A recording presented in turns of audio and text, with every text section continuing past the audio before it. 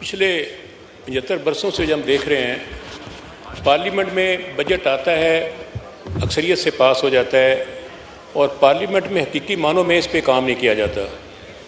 اکثریت پتہ ہوتا ہے جتنے بھی ہم کٹ موشن دیتے ہیں اپوزیشن سے، وہ سارے بلڈوز ہو جاتے ہیں، اور حکومت کے ایسے بل بھی پاس ہو جاتے ہیں جو اس قابل نہیں ہوتے کہ وہاں 1 روپیہ بھی رکھا جائے۔ یہ ایک پولیٹیکل کلچر کی میں بات کر رہا ہوں پاکستان کے اندر۔ اس وقت جناب والا پاکستان میں 4 بڑے مسائل ہیں: جہالت، غربت، اور اس کے ساتھ آپ کی ناانصافی اور انتہا پسندی۔ جب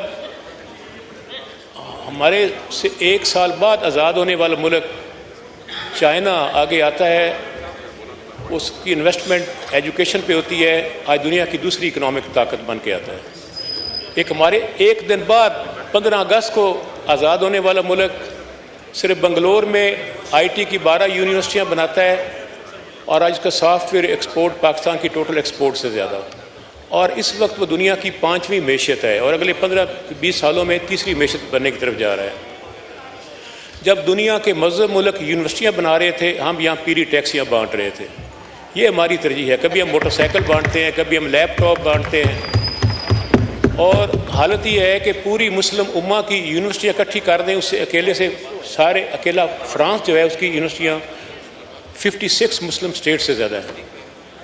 تو جناب والا میرے حلقے میں وزیر اعظم جناب عمران خان نے سنگ بنیاد رکھا 26 مارچ 2022 کو یونیورسٹی آف کمالیہ کا۔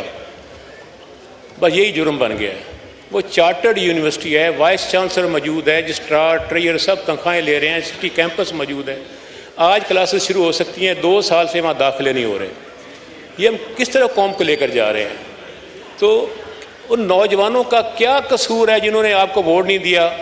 آپ ان کو چاہتے ہیں داخلے ہی نہ ہو۔ 2 سال سے اتنا ریئیکشن ہے، شدید ریئیکشن ہے۔ تو میں تو سمجھتا ہوں کہ یہ جو سوچ ہے کہ جو اپوزیشن کی طرف سے یا سابق حکومت سے اچھی پالیسی، اچھا پروجیکٹ، اچھی ڈیولپمنٹ آئے، اس کو روک دیں، اس کے اوپر چڑھ کر بیٹھ جائیں، تو اس کی بنا پر یہ حکومت کو فائدہ نہیں ہوگا۔ اگلے الیکشن میں اس دفعہ 2.5 کروڑ نیا ووٹ بنا تھا 18 سے 23 سال تک، ان 5 سالوں میں اگلی دفعہ 3 کروڑ نیا ووٹ ہوگا، اور 2.25 کروڑ ہمارے ساتھ ہوگا۔ انہی حرکتوں کی بنا پہ یہ کر رہے ہیں۔ میں تو یہ کہوں گا کہ پاکستان کی ہر تحصیل ہیڈ کوارٹر میں پبلک سیکٹر یونیورسٹی ہونی چاہیے، ہر ڈسٹرکٹ میں میڈیکل کالج ہونا چاہیے۔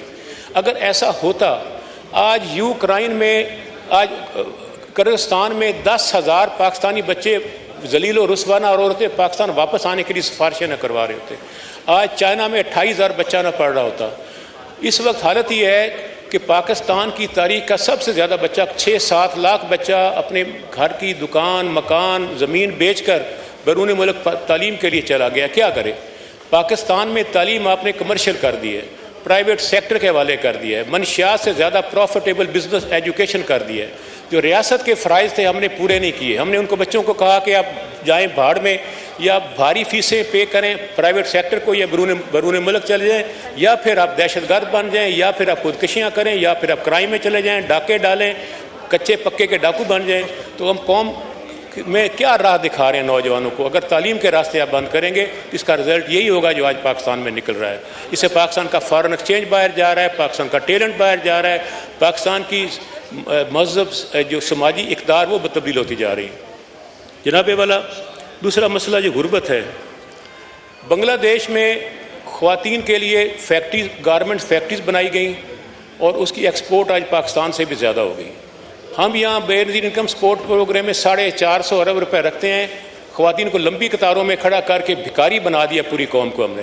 تو اگر 50 کروڑ کی ایک فیکٹری لگے تو 900 فیکٹری پورے پاکستان میں لگ سکتی ہے۔ انہی خواتین کو جن کو آپ 10-20 ہزار چندہ دے کر بھکاری بنایا ہوا ہے، انہی خواتین کو وہاں اپوائنٹ کریں، اور وہ وہاں پہ گارمنٹس بنائیں، ہینڈی کرافٹس بنائیں، اس سے اکنامک ایکٹیویٹی بھی ہوگی، گروتھ بھی ہوگی، بھکاری پنا بھی ختم ہوگا۔ اور حالت یہ ہے کہ 550 بھکاری پکڑے گئے سعودی عرب میں، 450 پاکستانی تھے۔ یو اے ای نے پاکستان کے لیے ویزا بند کر دیا ہوا ہے چند دنوں سے، ورک ویزا بھی بند کر دیا ہے، اور پرائیویٹ ویزا بھی بند۔ وہاں بھی ایک خاتون نکلی، پکڑی، اس سے 70,000 آپ کے پیسے نکل آئے درہم۔ یہ پاکستان کی انٹرنیشنل پہچان انٹرنیشنل بھکاری کی طرح ہے. ہماری حکومتیں بھی کشکول لے کر پھیر رہی ہیں $1 کے لیے. یہ الگ بات ہے کہ جب یوکرائن سے گندم لینے کا ایشو آتا ہے تو $400 پاکستان کا خرد برد ہو جاتا ہے. تعلیمی اداروں کے لیے پیسہ نہیں ہے, کرپشن کے لیے پیسہ ہے, ناجائز خوابوں کے لیے پیسہ ہے. جناب والا, اس لیے میں گزارش کروں گا. تیسری بات ہے ناانصافی کی. حضرت علی کرم اللہ وجہ نے فرمایا کفر کی حکومت چل سکتی ہے, ظلم کی حکومت نہیں چل سکتی. تو اس موجودہ حکومت کے بارے میں کیا کہا جائے گا؟ تاریخ کا مورخ کیا لکھے گا؟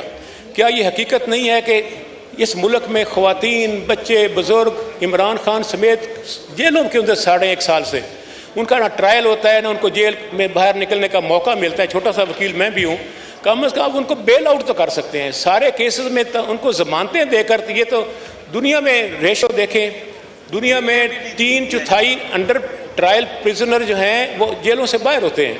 آپ پاکستانی جیلوں کا تجزیہ کر لیں, جائزہ لے لیں. یہاں پہ 2/3 انڈر ٹرائل جیل میں ہے اور 1/4 کنوکٹ پرزنر ہے. اس کے برعکس ہونا چاہیے. جیل میں جائے وہ جب سزا ہو, جس کو سزا ہی نہیں ہوئی, آپ نے انڈر ٹرائل رکھا ہوا ہے. جیلوں پہ بھی پریشر, ان کے خاندانوں پہ بھی پریشر. کون جانتا ہے ان کے گھروں میں روٹی پکتی ہے کہ نہیں پکتی, یوٹیلٹی بل پے کرتے ہیں کہ نہیں, بچوں کی فیسیں کو دے رہا ہے کہ نہیں دے رہا ہے.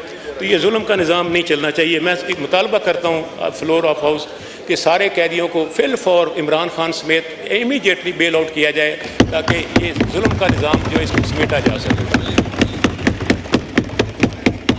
جناب والا, انتہا پسندی چوتھا ایشو جو ہے وہ کاؤنٹر پروڈکٹ ہے ظلم کا, ناانصافیوں کا اور معاشی کمزوریوں کا, غربت کا, بے روزگاری کا اور مہنگائی کا.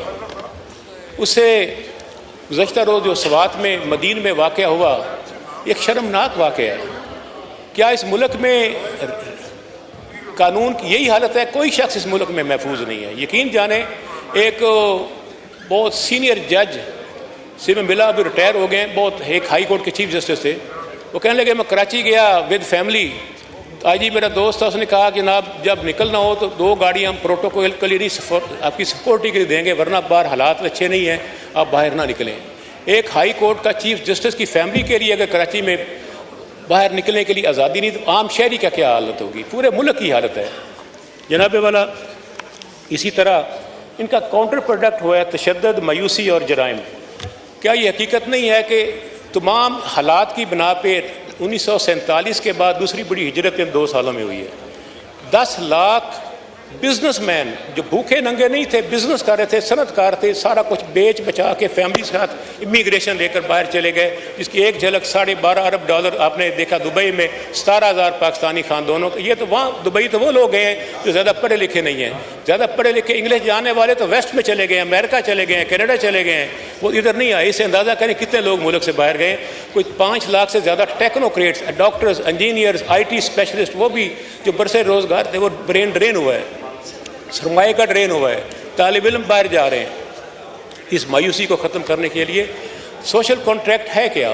ریاست اور عوام کے درمیان ایک تمدنی معاہدہ ہے کہ ریاست جو ہے وہ عوام کو تحفظ دیتی ہے, اس کو روزگار دیتی ہے, اس کو انصاف دیتی ہے. 3 بڑے کام ہیں نا ریاست کے, اس کی جان و مال کا حفاظت, اس کو روزگار اور بھوک ننگ سے بچانا, روزگار فراہم کرنا اور اس کو انصاف دینا. کیا پاکستان کی ریاست تینوں کام کر رہی ہے؟ یہ اس سے جو مایوسی پیدا ہو رہی ہے اور مایوسی جو ہے ملکوں کو لے ڈوبتی ہے. جناب والا, اس کے لیے ضرورت اس بات کی ہے کہ گورننس کو امپروو کیا جائے. پاکستان کی ساری تباہی کی بڑی ذمہ داری ہماری سول بیوروکریسی پہ عائد ہوتی ہے. اگر ایسٹا کوڈ اور رولز آف بزنس کو تبدیل کیا جائے, جو کرپٹ اور سوائے سفارش کے کام نہیں کرتے ان کو ایک کک آؤٹ کیا جائے اداروں سے, شاید حالات بہتر ہو جائیں گے. جی سر, تو میں ذرا ٹو دا پوائنٹ بات کر رہا ہوں سر, لمبی بات میں نہیں کر رہا. اور اس کے لیے گورننس کو بہتر کیا جائے, سروسز کے معیار کو بہتر کیا جائے, رول آف لا کو بہتر کیا جائے. رول آف لا اگر بہتر نہیں ہوگا تو پھر پولیس کی جو ایکٹیویٹی جو غیر متنازع نہیں ہوگی, پھر کھاریاں میں خسرے اس کو پٹائی کریں گے اور کیا ہوگا. جناب والا, امپورٹنٹ بات میں کرنے والا ہوں, ایتھکس اینڈ ویلیوز. کوئی سوسائٹی ایتھکس اینڈ ویلیوز کے بغیر پریویل اور سروائیو نہیں کر سکتی. آج پاکستان دنیا میں 3رے نمبر پر نیچے کی طرف سے, ہمارے بعد ایجپٹ اور نائجیریا ہے. جہاں مطلب یہ مقصد کہنے کا جھوٹ، منافقت اور ہر 2 نمبری کو جائز سمجھنا، یہ پاکستان کی سوسائٹی میں سرایت کر گیا ہے. اس کے لیے جب بڑے کریں گے تو چھوٹے کیوں نہیں کریں گے؟ اور اس کے علاوہ سر اکاؤنٹیبلٹی کے جو 4-5 ادارے ہیں، اس میں آپ کی FIA، police, NAB, anti corruption establishment, ان چاروں میں کرپشن، سفارش اور کیپیسٹی نہ ہونا ہے. جناب تھوڑا سا اگر ٹائم دے دیں تو. نہیں بس اب 10 منٹ ہو گئے، آپ کائنڈلی وائنڈ اپ کریں. ایک آخری بات کر لیتا ہوں سر. ڈیموکریسی، اکنامک گروتھ اور ڈیموکریسی کا آپس میں چولی دامن کا ساتھ ہے. جب تک مضبوط جمہوریت نہیں ہوگی، ملک میں معیشت مستحکم نہیں ہو سکتی. اور مضبوط جمہوریت کیسے ہوگی؟ مضبوط جمہوریت مضبوط سیاسی جماعت کی بنا پہ ہوگی. میں یہ مطالبہ کروں گا یہاں پہ کہ پبلک فنڈنگ کی جائے تمام سیاسی جماعتوں کو، کیونکہ اس وقت تمام سیاسی جماعتیں جاگیردار، سرمایہ دار اور ATM کی محتاج ہیں. اس کی مثال دنیا میں کوسٹا ریکا، ایکواڈور، جرمنی میں ہے، جہاں پبلک فنڈنگ بجٹ میں کی جاتی ہے. تمام سیاسی جماعتوں کو ان کے سائز کے مطابق پبلک فنڈنگ بجٹ میں دی جائے. اس سے متوسط طبقہ پروموٹ ہوگا اور پاکستان کی جمہوریت مستحکم ہوگی. ٹریننگ ہوگی، لٹریچر ہوگا، دفاتر ہوگا، ایکٹیویٹیز ہوگی، اور پاکستان میں جمہوریت مستحکم ہوگی تو معیشت مستحکم ہوگی، مایوسی ختم ہوگی، پاکستان مضبوط ہوگا. Thank you sir. شکریہ.